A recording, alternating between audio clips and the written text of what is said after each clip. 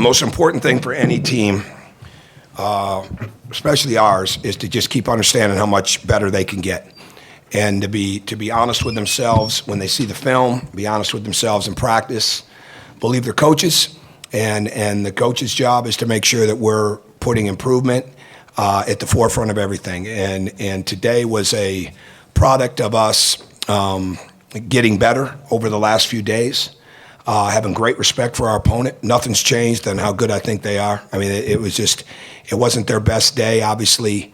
Everybody goes through that, but I'm really, really proud of the way that our team played, because we beat an outstanding team with a lot of talent. Dad's a future Hall of Fame coach. I don't think there's any question about that. And to me, I'm proud of the way they've worked. I'm proud of the way they worked all week to prepare for this game, because you can trick yourself sometimes when you're playing well, or you can trick yourself when you're not playing so well. And the most important thing is to shut everything out but how much you want to improve and get better, and how willing you are to make your teammates accountable to that. So if we continue to do that, we're going to continue to improve. And I thought our guys today did a great job of understanding exactly what we had to do. We had to get back on defense. We had to win the defensive rebounding game, because they're such a strong athletically, and very aggressive on the offensive glass. And we had to do a much better job of passing the ball, one dribble sooner, one or two more passes more, not probe, but attack, not slow down. In fact, I think we've been playing too slow. And I think our guys saw that on film too. But not try to make things, we were very unselfish. And sometimes our turnovers have come from trying to be almost too unselfish, but we're not making great reads. And today we did a much better job of that, because they practiced that way. So those were the keys. 50 deflections was a huge key for us. Obviously some outstanding personal numbers, but most importantly, it was a team mindset, knowing that we were playing an excellent team, and our guys rose to the challenge, and very proud of them. So go ahead. First question. Not to get too basic with it, but I guess how good is it for you to see this team maybe feel momentum and just kind of keep pushing? It felt like every time something happened to Ohio State, in the first half in particular, your guys just responded by ramping up the energy. Well, they're playing with more passion and fire all the time, and I think that it comes from that, and very committed. And again, when you're aggressive on one end, you're usually going to be on the other end. And we have great respect for how they shoot it, great respect for how they post it. We wanted to be aggressive with our hands and not give them a lot of free looks.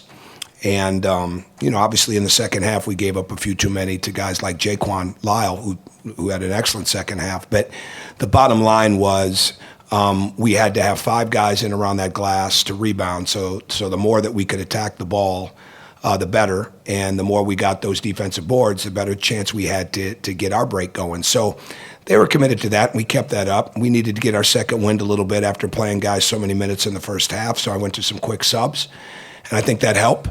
And it wasn't a matter of not sustaining intensity in the second half. It was really just a matter of getting that second wind for us. And because they played so hard in the first half, and they played extended minutes, because we rode it there for a while at the end of the first half without much subbing. And then that was the momentum that was there to be gained in the first half. So they did an excellent job of when Ohio State would put a couple together in a row, they bounced back from that pretty quick, and either got the stop in the basket or came down, and we had a couple good runs ourselves. So they're growing up together, which is important, and the simpler you make the game, the better. Mike, I think Troy only had 1 turnover today. Is that the biggest development for you? I didn't realize that. I knew he didn't have many. I know we only had 12. I hadn't really looked that far. Absolutely, because he was on the attack. And again, it's we don't want. I said this yesterday too. We don't want Troy to slow down. And even with Yogi's turnovers, there's been too much probing instead of just attacking. When you probe and you start dribbling it into traffic, not today, but when you probe and you dribble into traffic, you're looking for that opening. That's not good. When the ball gets reversed, you play in space, and it was going to be different games because they have really good rim protection with Giddens and Trevor Thompson. And then Tate is really hard to deal with, but it's not quite the same at the rim, when he's at the 5. So we had to have a couple different ways to play. but we wanted to get the ball reversed, have great spacing, sharper cuts, better screens, and then attack off that dribble.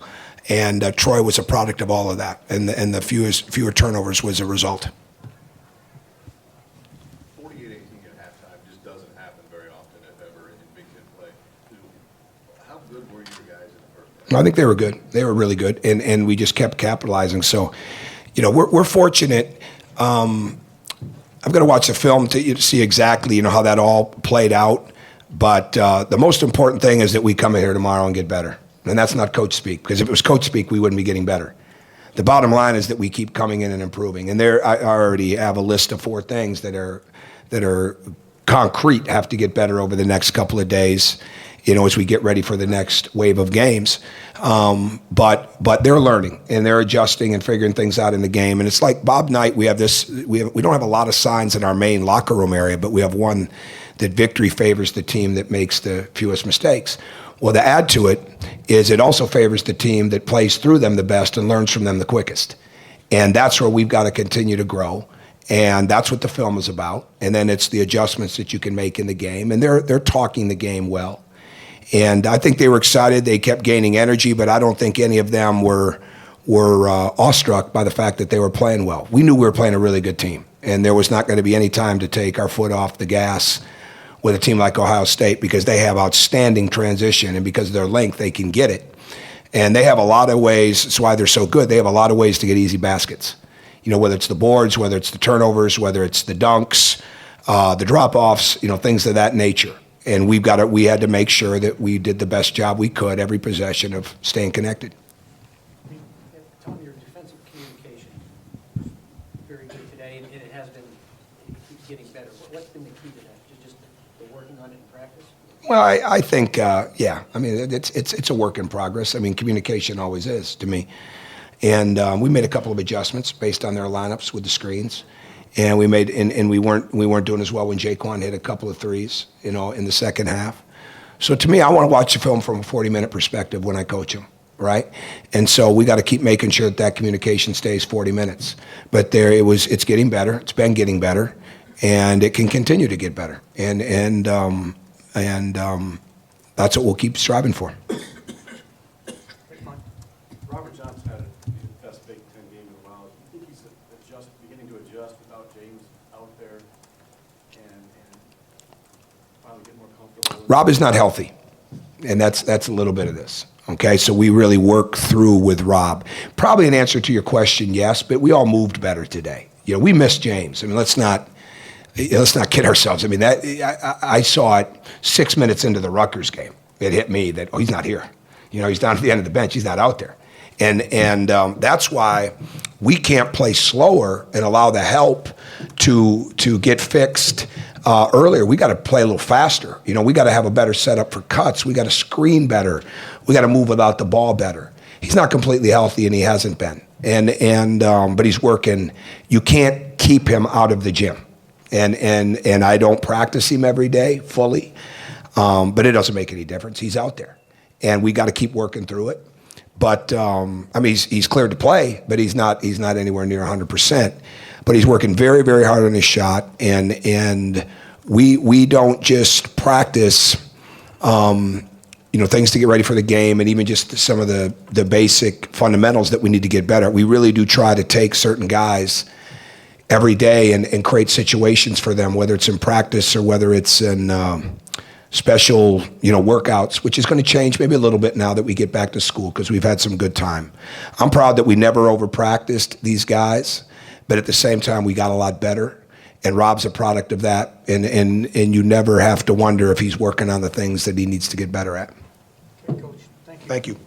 Did you have one? Go ahead. One follow-up. I mean, I know you never want to lose a player like James, and there's no replacing a player like James, but do you feel There's not.